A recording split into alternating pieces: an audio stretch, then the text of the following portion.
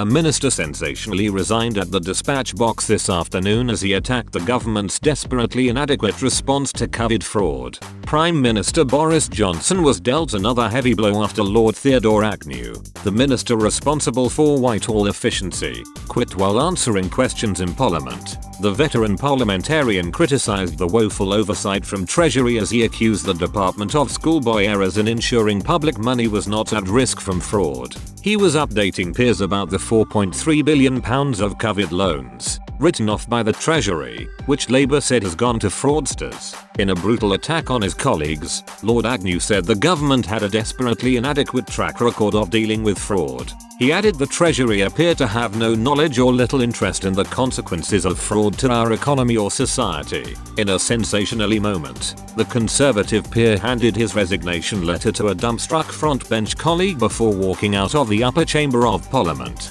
"Thank you and goodbye," he said to cheers and applause as he left his post. Lord Agnew insisted his resignation was in no way linked to the so-called Partygate scandal that has embroiled the government in recent weeks. He said, "It is worth saying that none of this related to far more dramatic political events being played out across Westminster. This is not an attack on the Prime Minister and I am sorry for the inconvenience it will cause. I hope that as a virtually unknown minister beyond this place, it might prompt others more important beyond me to get behind this and sort it out." Instead, he appeared to blame the civil service, saying, "Any prime minister of this country should be able to reasonably expect, when taking on the mantle of power, that the levers of government were actually connected to delivering services for our citizens." Labour has already seized on the resignation to lambaste the Prime Minister. Deputy Leader Angela Rayner said, "Lord Agnew's resignation over this government's failure is more integrity than Boris Johnson can manage.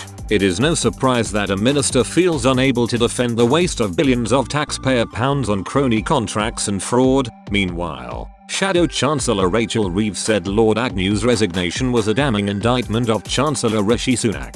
She said that the government's own anti-fraud minister feels he is unable to defend the government's record on billions of pounds of taxpayer cash gifted to criminals tells you all you need to know about the incompetence of this government. It should be a source of enduring shame to the Chancellor that he has so casually written off £4.3 billion of taxpayers' money that is now in the hand of criminals and gangs. Mr. Johnson has come under increasing pressure to consider his own position in recent days after admitting he was at a bring your own booze party in Downing Street during lockdown.